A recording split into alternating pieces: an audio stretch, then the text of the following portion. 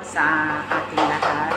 Ako po ay bumabati ng maligayang umaga sa ating followers, sa mga friends. Nagpapasalamat of course kay God sa araw-araw niyang binibigay na biyaya sa ating buhay, no? Kahit papaano kumakain tayo sa 3 beses sa isang araw, no? Nagpapasalamat din ako kay God na kahit minsan dumadaan man tayo sa mga bagay na hindi natin inaasahan sa buhay, pero nasusolve dahil ang Panginoon, siya ang nagpo-provide doon, no? Kaya ang masasabi ko lang bilang challenge sa buhay natin, mga malilit na bagay, dapat din natin pasalamatan sa Kanya, no?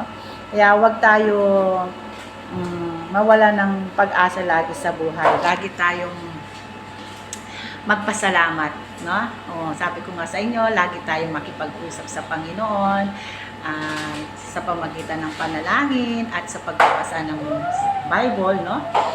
Kung mayroon tayong time sa ating sarili, sa pagpapaganda, pagpapaayos ng bahay, sa paglilinis, at sa ating trabaho sa opisina, ganun din. May time din tayong magbasa ng Bible, may time din tayong manalangin at makipagkwentuhan sa Panginoon.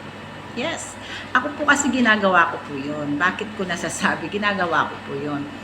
Ang time ko sa pagbabasa ng Bible, pagdating ko sa work, siyempre pahinga ng konti, snack, and then after ko magpahinga, maliligo ng maglilinis ng katawan dahil galing ka sa likabok, sa usok, no, sa trabaho, para magaan ang pakiramdam ulit.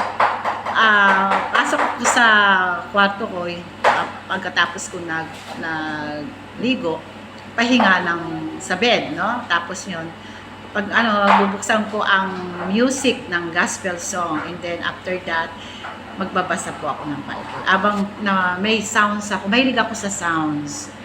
Kahit sa kwarto ko lang po, kahit nagtatrabaho ako sa bahay, sa school, sa opisina, may sounds ako. Just little sounds. Yung maliit lang na hindi malakas. Ayun, ganun lang. Mahilig po ako sa kanta ng mga gospel song. Parang ako ay lumalakas kapag napapakinggan ko po yung sounds na yun, no? Mga sounds.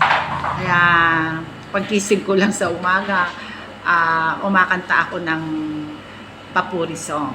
Yes, ginagawa ko po yun. I-schedule ko po yung talaga ganyan. Pagdating ko sa bahay, bago matulog, manalangin, yan. Tapos magbabasa ng Bible verse.